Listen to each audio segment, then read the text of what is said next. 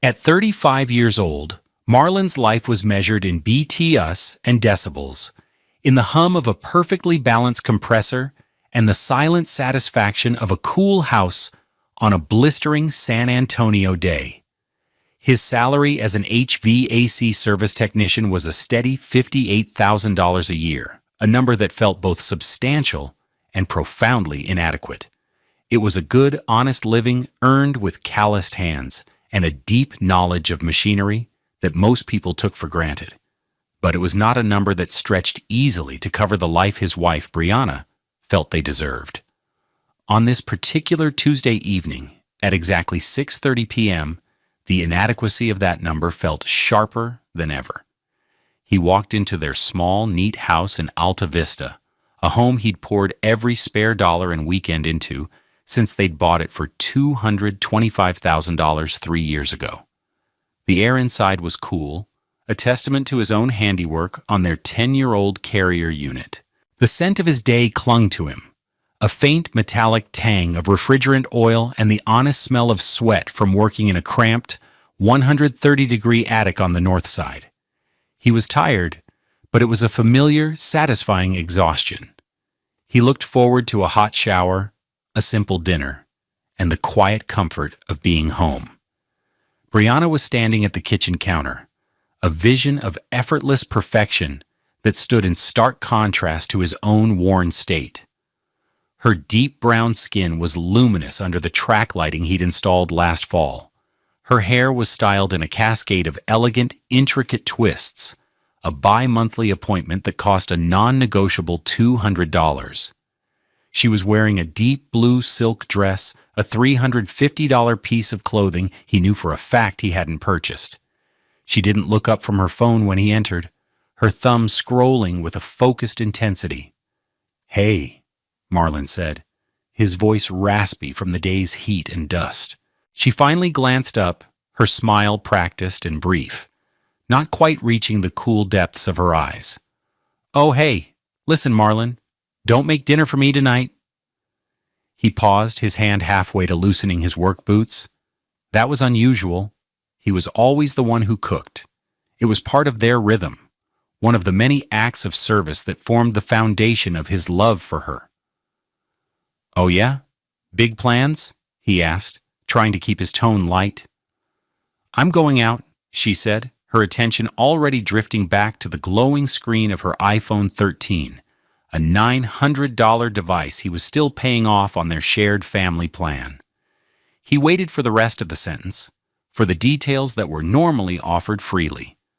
A girls' night with her friends from the insurance agency where she worked as a receptionist. A happy hour. Something. The silence stretched, filled only by the low hum of the refrigerator. He finally had to ask, "With who?" Brianna sighed, a small, impatient sound, as if his question were an inconvenience. She set the phone face down on the granite countertop, a $4,000 upgrade she had insisted on, financed over 12 months. "My ex is taking me out," she said, the words delivered with a chilling casualness. "Demarius, we're just catching up. It's no big deal." She looked at him directly then, her expression a careful blank. "So just stay home tonight, okay?" The words landed in the quiet kitchen with the force of a physical blow. Stay home. It wasn't a request, it was a command, a dismissal. He was being told to remain in the house he maintained, in the life he funded, while she went out with the man she had once promised him was a ghost of her past. In that single, devastating moment, the slow, creeping dread that had been coiling in his gut for months suddenly had a name and a destination. And he knew, with a certainty that was as cold and hard as steel, that he would not be staying home. He had no idea the path he was about to walk would lead to the complete demolition of his world, but also to the blueprint for a new one. What does a man do when he discovers the foundation of his life is a lie? He has two choices: let it crumble on top of him, or pick up a sledgehammer and begin the demolition himself. The facade of their life had been built with Marlon's hands and financed by his sweat. The house on a quiet street in Alta Vista was their biggest accomplishment. It wasn't grand, but it was theirs. A 1,400 square foot, 3-bedroom bungalow with a porch he'd re-screened himself and a backyard that was mostly crabgrass and hope. He remembered the day they closed, the sheer terror and pride of signing the papers for the $210,000 mortgage. Brianna had cried, her tears staining the collar of his best shirt.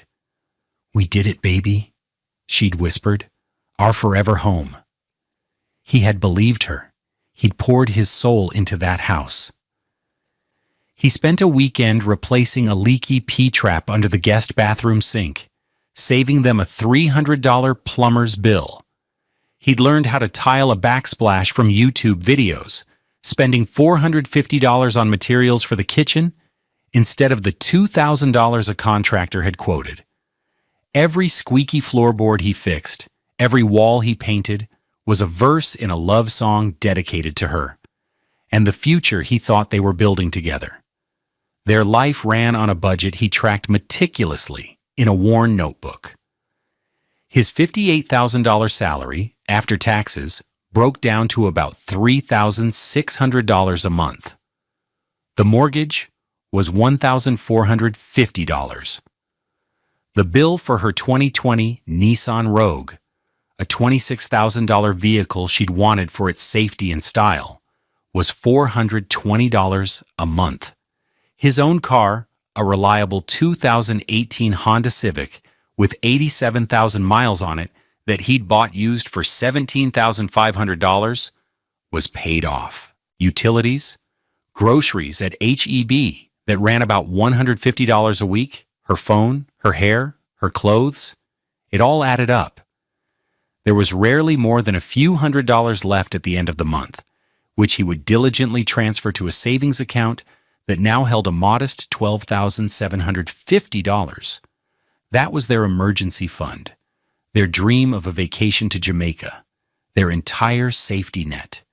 He showed his love not with grand gestures they couldn't afford, but in the quiet consistency of his care. He was the one who woke up first, brewing a pot of coffee and leaving a cup on her nightstand before he left for the depot at 6 a.m. He was the one who made sure the oil in her Rogue was changed every 5,000 miles and that her tires were properly inflated. He'd spent an entire Saturday, his one day off, detailing her car until it shone like new, the scent of wax and tire shine a small offering of his affection. Brianna's love was expressed differently. It was in the way she'd organize their closet, or the way she'd praise him in front of her family. "Marlon can fix anything," she'd say proudly, and his chest would swell. She worked as a receptionist at a large downtown insurance firm, a world of glass towers and expensive suits that was miles away from his reality of crawl spaces and condenser units. She brought home $2,100 a month, which she mostly considered her own money, used for her lunches, her clothes, and the various beauty treatments that maintained her flawless appearance. He never questioned it. He wanted her to be happy, to have the things that made her feel good. But over the past year, a subtle dissonance had entered their domestic harmony. Her praise started to carry a faint edge. Her desire for more became a constant, low-grade hum of dissatisfaction. She'd scroll through Instagram, showing him pictures of her friends on vacation in Cabo or posing with new, expensive handbags. "Wouldn't that be nice?" she'd sigh, the question hanging in the air, thick with unspoken accusation. "One day, baby," he'd reply, looking at his budget notebook. "We're getting there. We just have to stick to the plan."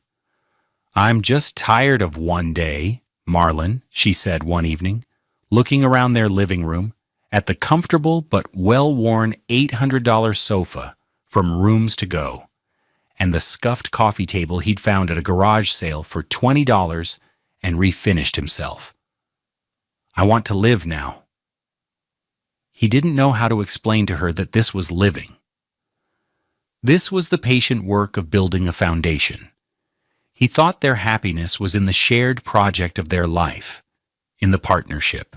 He was beginning to realize that for Brianna, happiness was a destination with a price tag, and he was simply the vehicle she expected to get her there, a vehicle that was proving to be too slow and too practical for her taste. He had no idea how wrong he was. He thought her unhappiness was about money. It was only later that he would understand it was never about the money at all. It was about the man who used to provide a life where money was no object. The betrayal didn't begin with a single, dramatic explosion. It began as a series of small, almost imperceptible hairline fractures in the foundation of their marriage. Looking back, Marlon could trace the first crack to a Tuesday in early March, about 4 months ago. He'd come home exhausted after a difficult commercial installation, his hands stained with grease that even industrial-strength soap couldn't fully remove. Brianna was getting ready to go out for a work dinner. It was the first of many. She was wearing a new dress, a sleek black number that hugged her curves. He went to kiss her, and she turned her head slightly so his lips brushed her cheek instead of her mouth.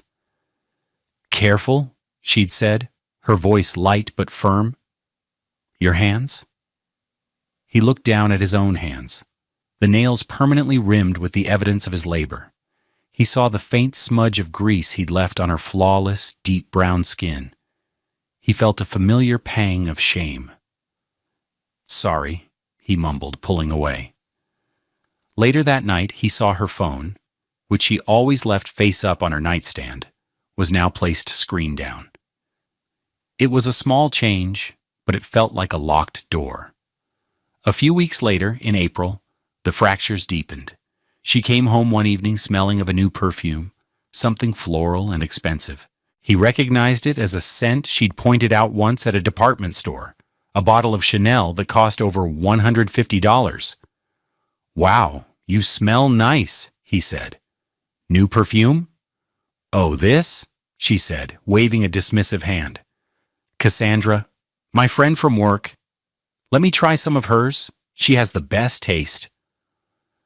She spoke of Cassandra often now. Cassandra, who was supposedly single and living a fabulous life. Cassandra, who was always convincing Brianna to go out for drinks or dinner. Marlon had never met this Cassandra. That same month, he was reconciling their credit card statement, a monthly ritual of his. He noticed a charge for $180 from the Palm, a high-end steakhouse downtown.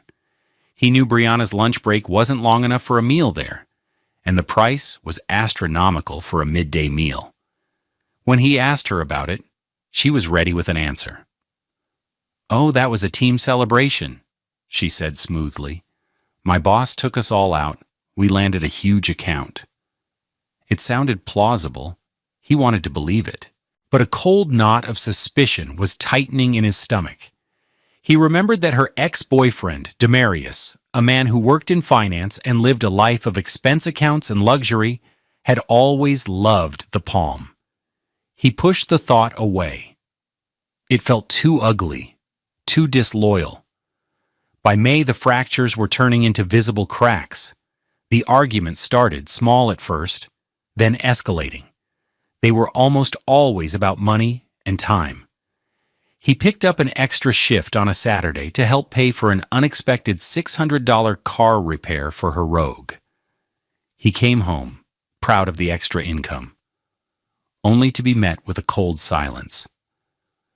"Another Saturday gone," she said, not looking at him from the sofa where she was watching some reality show about wealthy housewives. "We never do anything, Marlon. We just work and stay home." "I'm doing this for us," he said, his voice laced with an exhaustion that went deeper than his job. "That repair wasn't in the budget. Maybe if you had a better job, we wouldn't have to worry about a budget," she snapped. The cruelty of the remark silenced him. It was the first time she had ever thrown his job, his livelihood, in his face. The thing he took pride in, the skill that kept their lights on and a roof over their heads, was suddenly a source of her shame. "Demarius never had to worry about a budget," she added. the name dropping into the conversation like a stone. He flinched. This isn't about Demarius, Brianna. That was years ago. Was it? She asked, her voice soft and dangerous. Sometimes it doesn't feel like it. The final, undeniable crack appeared a week later. He was taking out the trash, and a receipt fell from the pocket of a jacket she'd worn the night before. It was from the lobby bar at the Hilton Palacio del Rio, dated the previous evening, time-stamped at 8:47 p.m., 2 cocktails, a dirty martini, and an old-fashioned, totaling $48 plus tip. He knew she'd told him she was working late. He confronted her that night, his heart hammering against his ribs. He held up the small piece of paper. "You told me you were at the office," he said, his voice trembling slightly. Her reaction was not one of guilt or apology. It was pure, unadulterated rage. "Are you going through my pockets now? Are you checking up on me?" she yelled, her voice rising. "I was with Cassandra. We went for one drink after a horrible day. My God, Marlon, you are so suffocating. I can't have friends. I can't have a life outside of this house." She stormed out of the room, slamming the bedroom door behind her. He stood alone in the kitchen, the receipt clutched in his hand. The lie was so blatant, so furious, that it had the opposite of its intended effect. It didn't reassure him. It confirmed everything. Cassandra wasn't real. The work dinners weren't real. The team celebrations weren't real. The only thing that was real was the sickening realization that his wife was lying to his face, and the man she was lying for was almost certainly Demarius. The house he had built with his own 2 hands suddenly felt like a prison, and he was the only inmate who didn't know the warden was sleeping with the enemy. The argument over the Hilton receipt was the breaking point. The sheer force of her defensive anger was more damning than any confession. That night, Marlon didn't sleep. He lay in their bed, feeling the gulf between him and the woman sleeping soundly beside him, a woman who had become a stranger. The smell of her expensive, unfamiliar perfume filled the room, and he felt a profound sense of loneliness. Around 3 a.m., he slipped out of bed and went to his small home office, a converted closet, where he kept his work computer and their financial records. With a sense of dread, he logged into their shared mobile phone account, an act that felt like a gross violation of a trust he now realized had already been broken.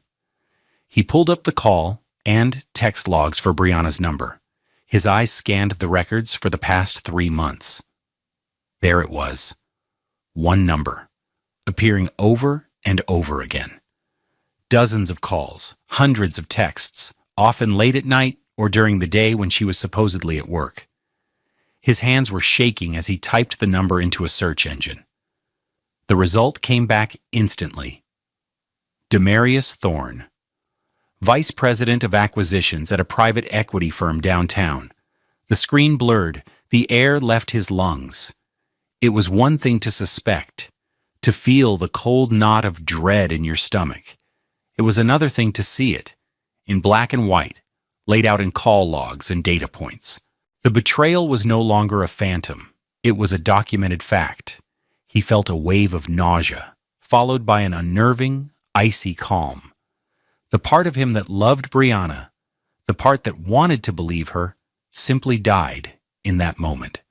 It was replaced by something colder, something more methodical. He didn't smash a wall or throw his computer. He sat in the dark, the glow of the monitor illuminating his face, and he began to think.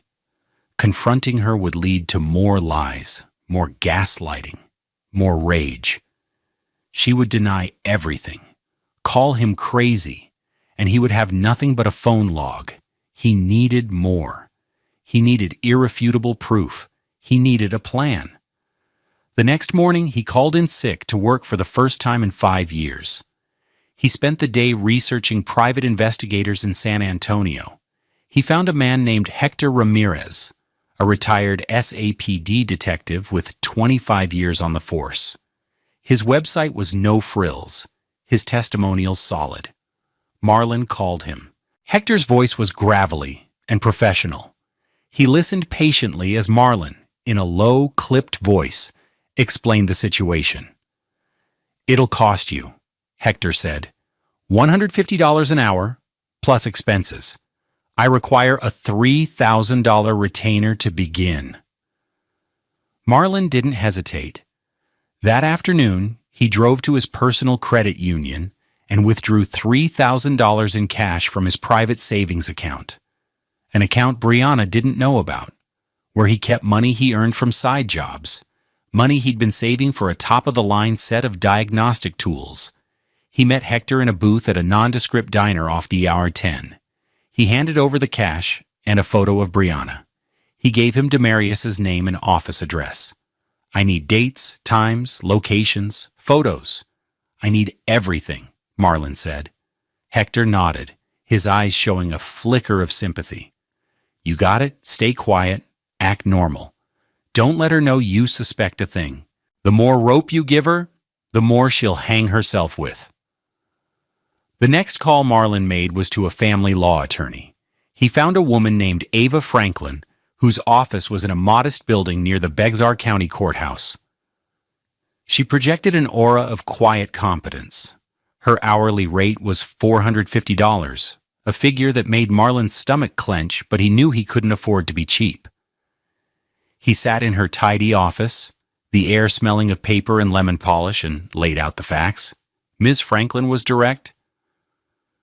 "Texas is a community property state," she explained, her fingers steepled. "But adultery can have a significant impact on the division of assets, especially if you can prove community funds were used to facilitate the affair. We need documentation, receipts, bank statements, and most importantly, the evidence from your investigator." She looked him in the eye. "Mr. Evans, the hardest part of this process will be the next few weeks. You must go home every night and pretend that everything is fine. Can you do that?" Marlon thought of Brianna's dismissive tone, of the lie about Cassandra, of the way she'd recoiled from his touch. "Yes," he said, his voice devoid of emotion. "I can do that." A week later, the first report from Hector arrived in a plain manila envelope delivered to a P.O. box Marlon had rented. Inside were photos. The quality was crystal clear. There was Brianna and Demarius, sitting in the same Hilton lobby bar from the receipt. Her hand was on his arm, her head tilted, as she laughed at something he said. There was another photo of them leaving the hotel together, walking a little too close. The report detailed 3 separate lunches in the past 2 weeks, all at expensive downtown restaurants, all lasting over 2 hours. The dates and times matched perfectly with the late meetings and team lunches Brianna had told him about. The following week, Hector delivered the real payload. Through a legal contact, he had obtained a dump of the text messages between Brianna and Demarius. Marlon sat in his parked Civic in a Lowe's parking lot and read them, each message a fresh incision. Demarius, thinking of you. This meeting is a bore. Brianna, wish I was there instead of here. He's asking about the budget again. Demarius, soon. You won't have to worry about budgets anymore. Brianna, he was asking about the Hilton bar receipt. I almost had a heart attack. Demarius, you handled it. You're smart. He's not. Brianna, I feel so guilty sometimes. Demarius, don't. You deserve to be happy. He can't give you the life I can. Demarius, Austin next month? The Van Zant? Brianna, I don't know how I'll get away for a whole weekend. Demarius, tell him it's a girls' trip. Cassandra's bachelorette or something. He'll buy it. Brianna, you're terrible. Okay, let me work on it. Marlon closed his eyes. The casual cruelty, the condescension. He's not smart. He'll buy it. They saw him as a fool, an obstacle to be managed. The pain was immense, but underneath it, something was hardening. Resolve. He carefully placed the printed text into a folder with the PI's reports, drove to Miss Franklin's office, and dropped off the new evidence. The trap was being set. All he had to do now was wait for the perfect moment to spring it. The 2 months that followed were a masterclass in self-control. Marlon moved through his life like a ghost, haunting the shell of his own marriage. He was playing a part, the devoted, slightly oblivious husband. Every day was a performance, and the effort was draining him to his very core. He was living a dual existence. On the outside, he was just Marlon, the HVAC guy. He'd come home, his blue work shirt stained with sweat and grime, and he'd greet Brianna with a tired smile. On the inside, he was a strategist, a collector of evidence, a man counting down the days to his own liberation. One sweltering evening in June, he came home after a grueling 12-hour day, retrofitting an entire system in an old office building. The temperature in the attic had been unbearable, the air thick with insulation fibers. He walked into the house, and the first thing he heard was Brianna's laughter, a bright, carefree sound that he now knew was not meant for him. She was in the living room, curled on the sofa, her phone pressed to her ear. When she saw him, her demeanor shifted instantly. "Oh, I gotta go, Cass. He's home," she said, her voice dropping. "Yeah, talk to you later." She hung up and offered him a tight smile. "Hey, you, tough day." "The usual," he said, his voice a flat monotone. He knew it had been Demarius on the phone. Hector's latest report included cell tower data that placed Demarius's phone near his downtown office, not anywhere near Brianna. The lie was so effortless, so practiced. Marlon just nodded, walked past her to the bedroom, and closed the door. He stripped off his work clothes, dropping them in a heap. In the shower, he leaned his head against the cool tile, letting the hot water sluice over him, washing away the dirt of the day, but doing nothing to clean the filth he felt inside. He was becoming an expert at feeling nothing. The ultimate test of his resolve came in early July. It was a Friday morning. Brianna approached him while he was drinking his coffee, her expression a careful mix of excitement and apology. "So, baby," she began, "Cassandra's bachelorette party is in 2 weeks. It's a whole weekend thing in Austin. I know it's a lot, but I'd really love to go. All the girls will be there." Marlon already knew about the trip. Hector had sent him a confirmation 2 days prior, a reservation for a king suite at the upscale Hotel Van Zandt in Austin, booked under Demarius Thorne's name for that exact weekend. The PI had even noted that Demarius had requested a bottle of Veuve Clicquot champagne, a $150 add-on, be waiting in the room. "Yeah?" Marlon said, looking at her over the rim of his mug. "Sounds fun. How much do you think it'll cost?" "Well, we're all chipping in for the hotel and activities," she said, avoiding his gaze. "I was thinking maybe $500? $500. From their joint account. Money he had earned, being used to fund her romantic getaway with another man. The audacity of it was breathtaking. For a fleeting second, he wanted to throw the coffee mug against the wall. He wanted to scream, to show her the reservation confirmation on his phone, to watch her perfect facade crumble. But he didn't. He thought of Ms. Franklin's advice. Act normal. He took a slow sip of his coffee, then set the mug down.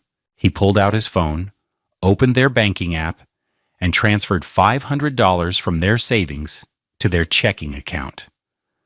"Okay," he said, his voice impossibly calm. "There you go. Have fun, baby. Be safe." "Thank you," she squealed, throwing her arms around him.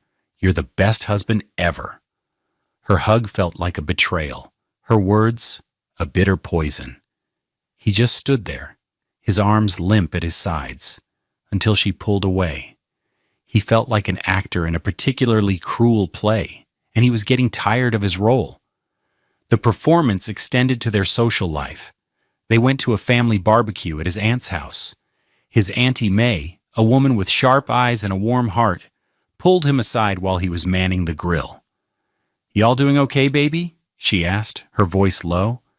"You seem quiet these days. Got the weight of the world on your shoulders?" He forced a smile. "Just tired from work, Auntie. Busy season." He looked across the yard, at the green expanse of her well-tended lawn. Brianna was standing with her cousins, radiant in a yellow sundress, laughing as she typed furiously on her phone. He knew she was texting Demarius, making their plans, living a secret life right out in the open. Everyone there saw a beautiful, happy couple, his own family. The isolation was a physical weight pressing down on him. He felt utterly and completely alone in a crowd of people who loved him. That night, he made a promise to himself. It would be the last family gathering he ever attended with her. The end was coming. He just had to endure a little longer. Tuesday, 6:30 p.m. The scene that Marlon had been rehearsing in his mind for weeks finally began. He walked in, carrying the scent of his labor like a shroud. And there she was. Not in her usual lounge clothes, but dressed for an occasion. The deep blue silk dress he'd never seen before, which he now knew was a gift from Demarius. The flawless makeup, the intricate twists in her hair, freshly done at the salon for $200, an expense she'd claimed was for a work headshot. Every detail was a piece of the mosaic of her deceit. Her words, when they came, were the trigger. "My ex is taking me out, Demarius, so just stay home tonight, okay?" In that moment, a profound and chilling calm settled over Marlon. The anger, the pain, the humiliation that had been his constant companions for months simply evaporated, replaced by a singular, cold purpose. This was it. The moment she had handed him. On a silver platter. She had grown so bold, so confident in his ignorance, that she didn't even bother with a lie anymore. She told him the truth, believing he was too weak, too beaten down to do anything about it. She had made a critical mistake. "Okay," he said, his voice even. "Have a good time." He watched her grab her purse, a $1,200 Tory Burch bag that had been a gift from her parents, and walk out the door without a backward glance. The click of the lock echoed in the silent house. Marlon didn't rage. He didn't break anything. He walked into their bedroom, the one he would soon reclaim as his own. He stripped off his work clothes and took a long, hot shower. He scrubbed the grease from under his fingernails with a stiff brush until his skin was raw. He stood in front of the bathroom mirror, looking at his own reflection. He saw the exhaustion etched around his eyes, but he also saw something new, a hard, unwavering resolve. The man who had been slowly dying for the past 4 months was gone. He opened his side of the closet, pushing past the rows of identical blue HVAC uniforms. In the very back, protected by a plastic garment bag, was the one good suit he owned. It was a simple, classic black suit from Hart Schaffner Marks that he had bought for $400 to wear to his cousin's wedding 3 years ago. He put it on. He selected a crisp white shirt and a conservative navy blue tie. He sat on the edge of the bed and polished his black Johnston & Murphy dress shoes, a $120 pair that were the most expensive shoes he owned. The methodical, repetitive motions were calming. Once dressed, he went to the small desk in the corner of the room. He unlocked the top drawer, a drawer Brianna never bothered to look in, and removed a thick, legal-sized manila envelope. The weight of it felt good in his hands. It was the culmination of 2 months of pain and planning. Inside was the petition for divorce, officially filed that morning by Ms. Franklin. Clipped to it was a neatly printed 2-page summary of Hector's investigation, complete with dates, times, and locations. Behind that were the printouts of the text messages, the ones where they called him a fool, the ones where they planned their trysts. He had highlighted the most damning lines in yellow. He picked up his keys and walked out of the house, locking the door behind him. His 2018 Honda Civic started with its usual reliable hum. He didn't need the PI to tell him where they were going. Hector had confirmed it an hour ago, but Marlon already knew. Brianna had always loved Mi Tierra Cafe and Bakery in Market Square. She loved the spectacle of it, the riot of color and music, the feeling of being on display. It was the perfect place for her reunion with Demarius. And now, it was the perfect stage for his final act.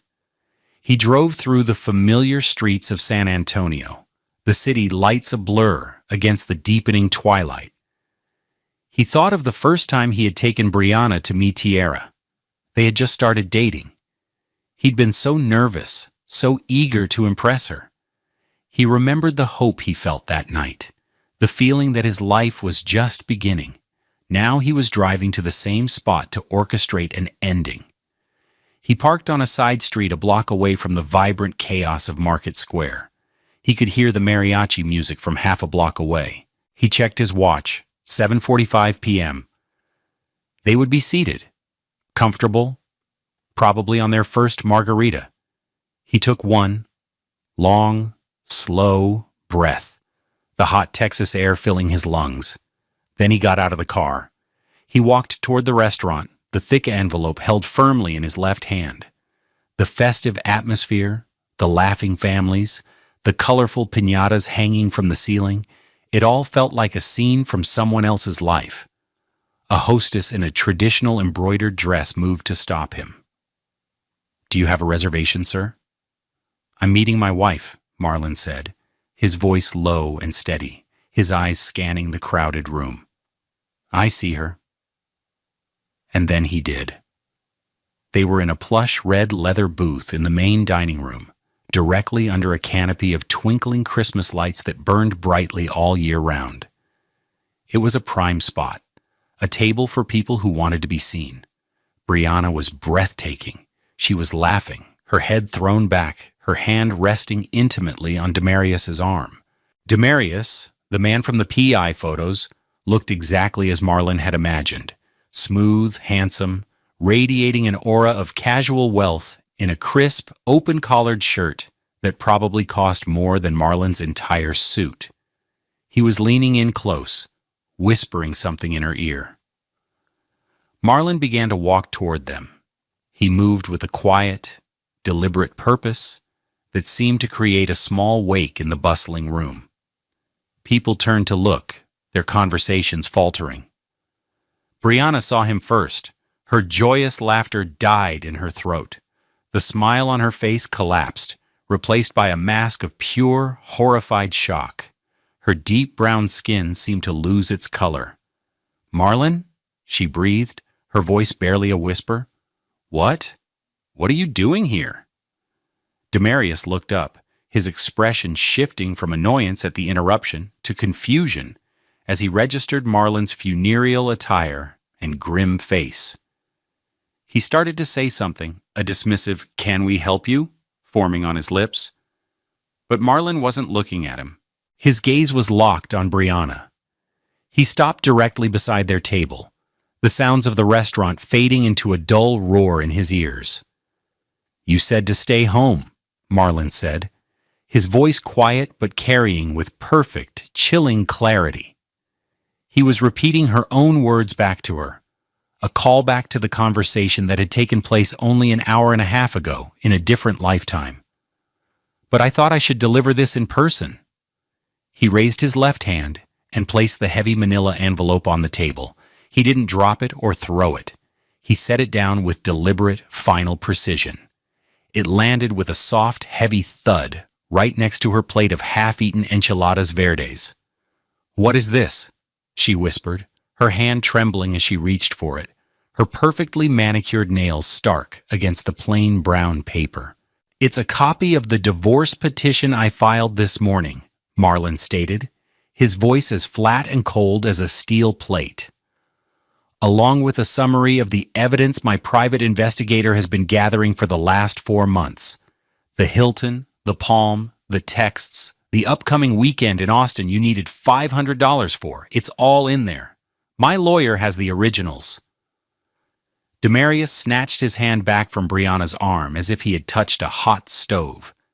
His handsome face, a moment ago so full of smug confidence, cycled through a rapid series of emotions: shock, dawning comprehension, and finally, a surge of pure, unadulterated fury directed entirely at Brianna.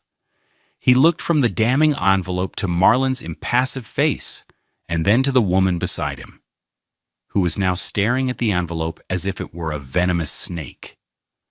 Brianna's eyes, wide with panic, flew to Marlon's. "Marlon, you can't," she stammered, tears welling. "You can't do this. Not here. Please." For the first time in months, he let her see past the mask of weary acceptance. He let her see the void. There was no anger, no pain, no love. There was nothing. "I already have," he said. Then, he finally turned his attention to the other man. He looked Demarius squarely in the eye, a silent dismissal passing between them.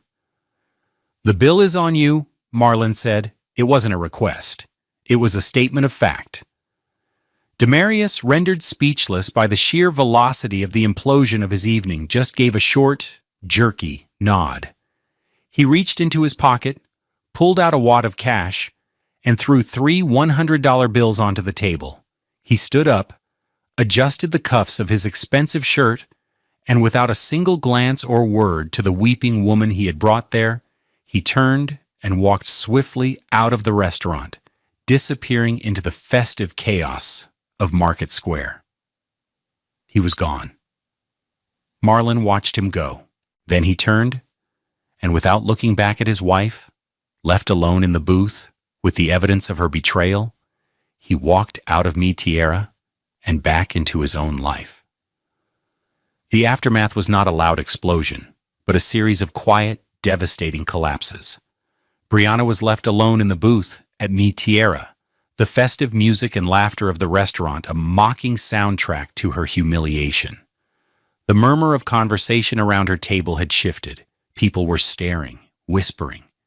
She fumbled with the clasp of the envelope, her hands shaking too badly to open it. Tears streamed down her face, ruining her perfect makeup.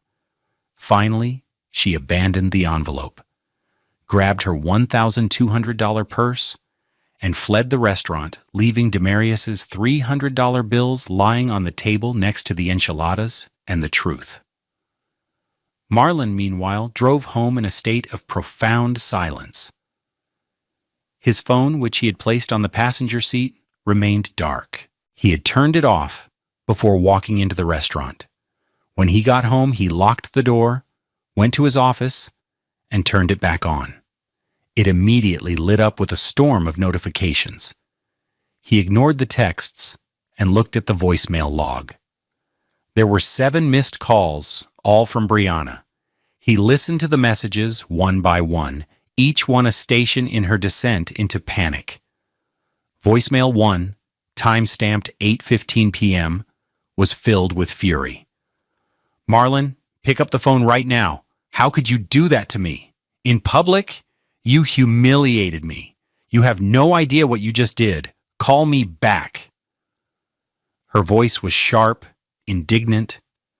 Voicemail 2, from 8:22 p.m., shifted to justification. "Listen, it wasn't what you think. Demarius and I were just talking. We're friends. You are blowing this completely out of proportion. You embarrassed me for absolutely nothing. We need to talk about this like adults." Voicemail 3, just 5 minutes later, was pleading. The anger was gone, replaced by a tremor of fear. Okay. I messed up. I'm sorry. I shouldn't have lied. But we can fix this. Please, Marlon. Don't throw away 5 years of our marriage over this. I love you. Please. Just call me. Voicemail 4, at 8:45 p.m., was raw desperation. She was crying now, her voice thick and broken. "I'm at the house. My key isn't working. Marlon, did you change the locks? You changed the locks? Where am I supposed to go? Marlon, please, answer the phone. It's dark out here. Please. He had, in fact, changed the locks. A 24-hour locksmith he'd prearranged had met him at the house at 8:30 p.m. The job, which cost $280, was done in 20 minutes. Marlon deleted the voicemails and blocked her number. The consequences cascaded quickly. The next morning, Brianna tried to use their joint debit card to pay for a hotel room. It was declined. When she called the bank, she was informed that a legal hold had been placed on the account by Mr. Marlon Evans's attorney, freezing the entire $12,750 balance pending a court order.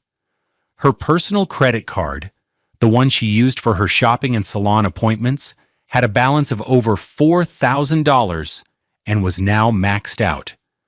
She was, for the first time in her adult life, completely broke. That afternoon, she received a formal email from Ava Franklin. The email stated that the 2020 Nissan Rogue she was driving was registered solely in Marlon's name and was considered his separate property as per their pre-divorce asset agreement. She was instructed to return the vehicle and its keys to a specified location within 48 hours, or it would be reported as stolen. Her social world crumbled next. Demarius had blocked her number immediately after leaving the restaurant. He was a man whose life was built on a carefully curated image of success and control. A messy public divorce was not part of that image. He had a wife and family in another city, a fact Brianna had conveniently ignored. He was a predator who had found willing prey. And now that the hunt was over, he had simply moved on. Her friend Cassandra, who was a real person at her office, but not a close friend, stopped speaking to her after hearing the story, not wanting to be associated with the drama. The other women in her circle, many of whom had suspected the affair but said nothing, now treated her with a cool distance.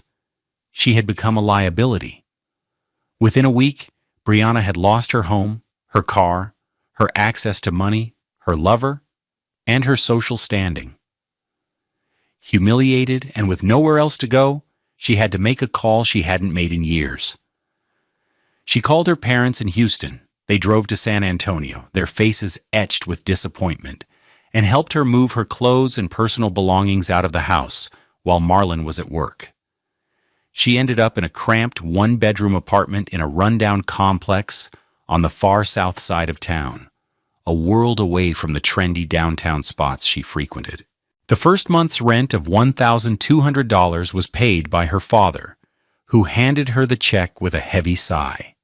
She was 34 years old and had nothing to show for her life but a closet full of expensive clothes she couldn't afford, and the lingering shame of a public downfall she had engineered herself. 6 months passed. The Texas seasons turned from the oppressive heat of summer to the mild golden light of winter. The divorce was finalized with surprising speed. Brianna, on the advice of her own overwhelmed and underpaid lawyer, didn't fight it. The evidence Marlon had compiled was irrefutable. The infidelity clause in Texas law, combined with the clear proof that community funds had been used to finance the affair, resulted in a settlement that was heavily skewed in Marlon's favor. He was awarded the house in Alta Vista, its $225,000 value, and the modest equity they had built within it becoming solely his. The frozen joint savings account was released to him. Brianna walked away with her personal belongings and a harsh lesson in consequences. Marlon's life became quieter, but also fuller. The silence in the house, which had at first felt oppressive, slowly transformed into a peaceful solitude. He worked harder than ever. He took his boss up on an old offer to take on commercial contracts, working evenings and weekends to service the HVAC systems of office buildings and restaurants. His income jumped from $58,000 to nearly $75,000 a year. He used the extra money to aggressively pay down the mortgage and to build back his savings. The house was his sanctuary, a place he was reclaiming one project at a time. He painted the bedroom a calm, neutral gray, erasing the memory of her perfume. He converted the second bedroom into a proper home office, where he began studying for the exams to get his master HVAC license. His dream was no longer about affording a vacation to Jamaica. It was about one day starting his own business, Evans Mechanical. It was a Sunday morning in late January. The sun was bright but gentle, casting long shadows across the street. Marlon got into his faithful Honda Civic, the interior clean and smelling of nothing but the faint scent of the air freshener hanging from the rearview mirror.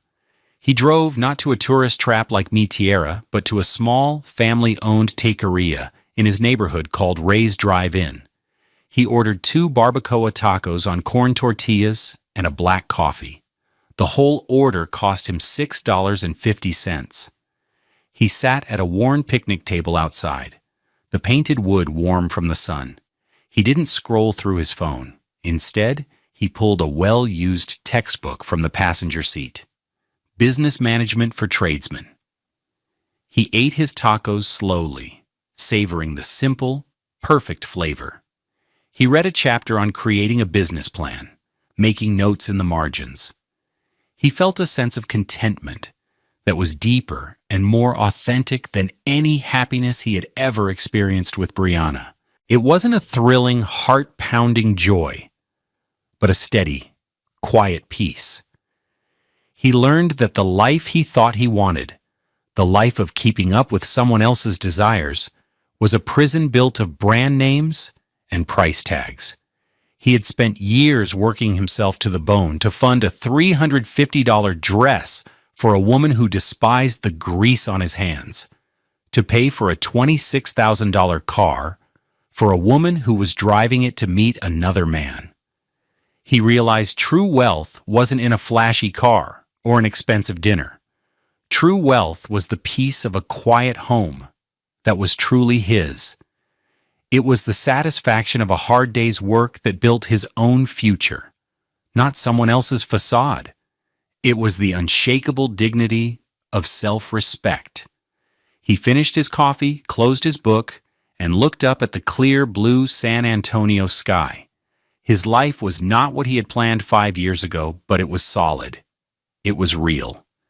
It was built not on the shifting sands of another person's approval, but on the bedrock of his own 2 hands. He had survived the demolition, and now he was finally his own architect. We all build our lives around something. For some, it's a person. For others, it's a dream. But what happens when you realize the foundation is cracked beyond repair? Sometimes the bravest thing you can do is tear it all down and start over, even if you have to do it alone. Have you ever had to make the difficult choice to put your own peace first? Share your story in the comments below, and let's talk about the strength it takes to rebuild.